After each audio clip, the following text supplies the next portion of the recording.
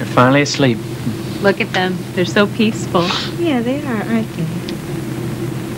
You know, it's times like this that I really love my job. Me too. Yeah. This is my favorite part of the flight. Well, you guys ready? Yeah. Yep. Snack? Snack? Want a snack? Hi, would you get a snack? Athens to Athens, dusk to dusk. Don't know where we're going. Doesn't matter anyway. Anywhere that we go, you may wanna follow us when we go where the day takes you.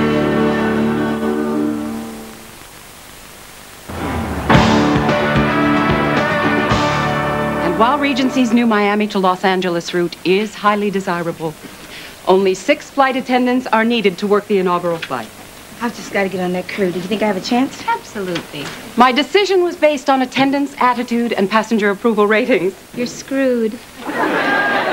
All righty. The 6 lucky people are Paul Steadman, Holly! Sarah Millman, Randy Anderson, Randy man. Maggie Reynolds, Maggie! Laurie Villa, and the last name on the list is Billy O'Neill. I'm sorry, Billy, you didn't make it. It's Jess Jameson.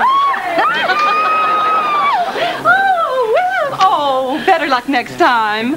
Congratulations, everyone. I'm sure you'll make Regency very proud. Lenora, this means so much to us. Randy and Jess have never been to L.A. Oh, you know, I dreamed of going to L.A. when I was young. But you had to wait till the earth cooled? Dear Paul, dear sweet gay Paul. I don't care what they say about you in Leviticus. I think you're fun. Anyway, back to me.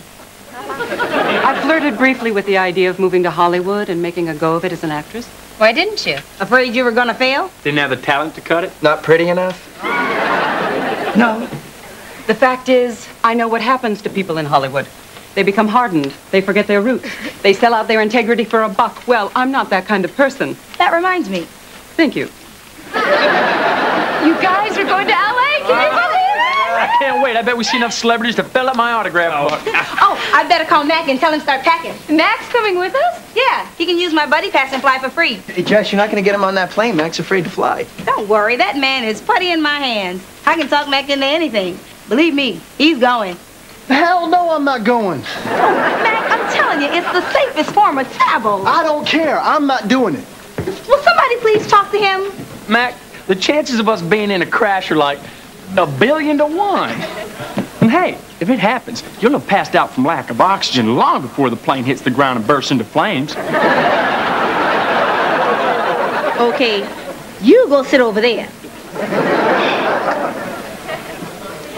Mac, I know you're afraid to fly, but the best thing about my job is I can get us free airfare. If we're going to go to Paris and London and all those places that we've talked about, you've got to find a way to deal with this. Look, I know it sounds crazy because you guys have never had a fear that you couldn't explain. I have, Mac. Uh-huh. See? You're not alone. I, at one time, was deathly afraid of Santa Claus. There you go. Maggie was... Santa Claus. I was 6 years old. I didn't get it. My mother tells me about some old fat guy who's going to break into our house at Christmas and steal all our milk and cookies. The rest of the year, he knew when I was sleeping. He knew when I was awake. He knew when I'd been bad or good. I'm thinking, who is this peeping Tom and why is he stalking me? Okay, you go sit with Randy. Aw. Mac, it's time for you to face your fear. Now, I'll be there with you every step of the way. Besides, LA won't be as much fun without you. All right, I'll go. But I'm only doing it for you. Thank you, baby. Good for you, Mac. You know, facing your fear is a big step. Remember, courage is the price that life exacts for granting peace. The soul that knows it not, knows no release. Wow, that's beautiful. Who wrote that? Amelia Earhart.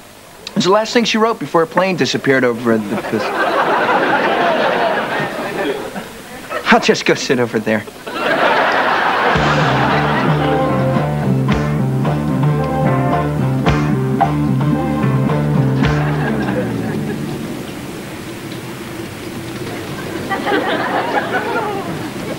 doing, baby? Do you need anything? I want you to listen for a second. Did you hear that?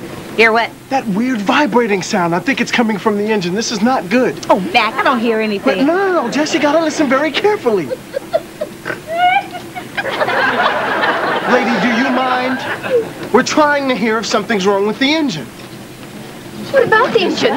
Is something the matter with the engine? What's wrong with the engine? Oh, for God's sake, Mac, everything done. There's nothing wrong with the engine. Then why is everyone talking about it? Wait a minute, I do hear something vibrating. See? And you thought I was crazy. I know when I'm in danger.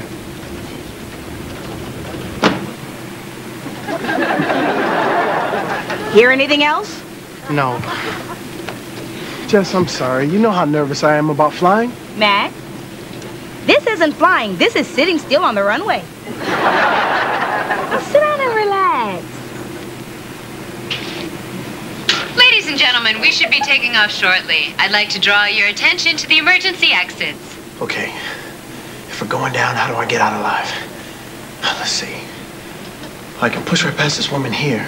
Right over that priest. And if the old lady gets in my way, I can take her easy. Wait. What is the matter with me? Why can't I be calm like everyone else? So, if I can just get past this priest here and knock Grandma out of the way, then I'll be home free. If I can just elbow my way past this old blue hair, I'll be sure to get it. Boy, if this plane goes down, I'll have nothing but footprints on my face.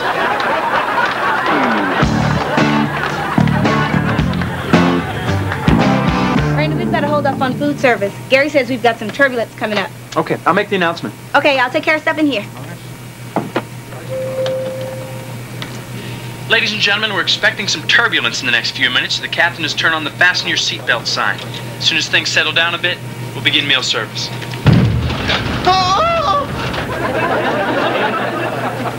Is that the old lady? Is she all right? She's fine. That was your boyfriend. Oh, that's impossible. I couldn't possibly make a sound like that. Well, as long as the old lady's all right.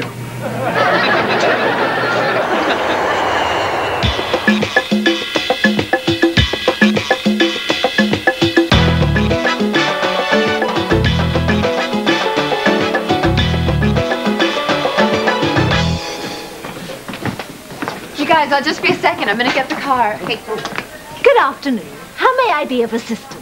I'm here to pick up a car I reserved. Gosh, I'm just so excited to be here. Well, on behalf of all of Los Angeles, let me say we're excited to have you. Now, what is your name? Maggie Reynolds. I'm sorry, I don't seem to have you listed. Well, I made the reservations last week. No prob. All I need is your confirmation number and we'll have you bumper to bumper on that freeway in no time. Oh, I'm sorry. I don't think I kept it. I see. Just out of curiosity, dear, why do you think we gave you a confirmation number?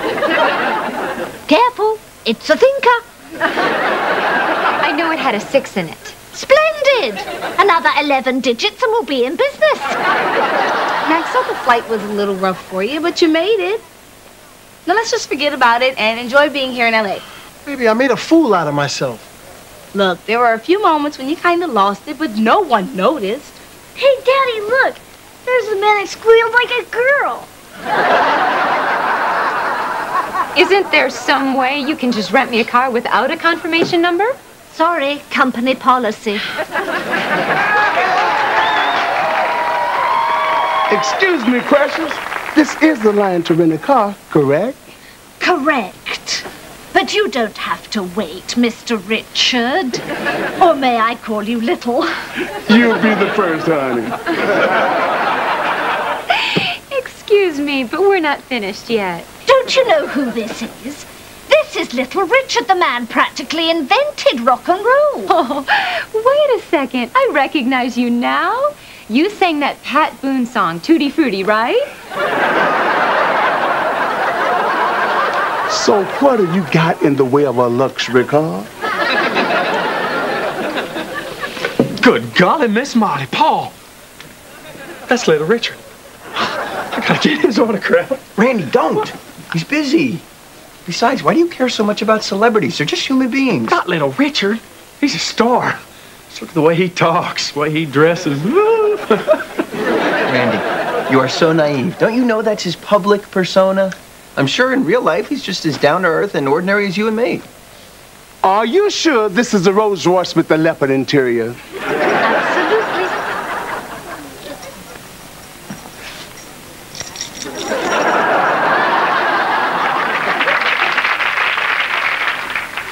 So, about my car. Dear, I'm telling you, without that confirmation I'll just look number- through my purse one more time. It's got to be here somewhere.